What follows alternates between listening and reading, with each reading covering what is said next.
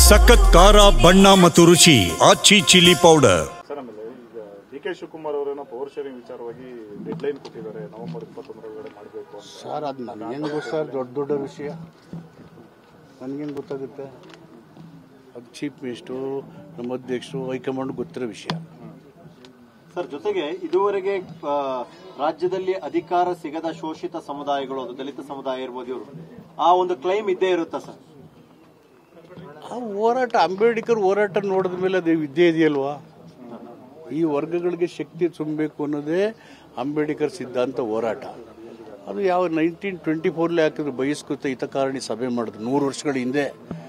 ಆ ಮಾಡದ ಉದ್ದೇಶನೇ ಹೋರಾಟಕ್ಕೆ, ಶೈಕ್ಷಣಿಕ, ಔದ್ಯೋಗಿಕ, ಆರ್ಥಿಕ, ರಾಜಕೀಯ ಅವಕಾಶಗಳಿಗೆ.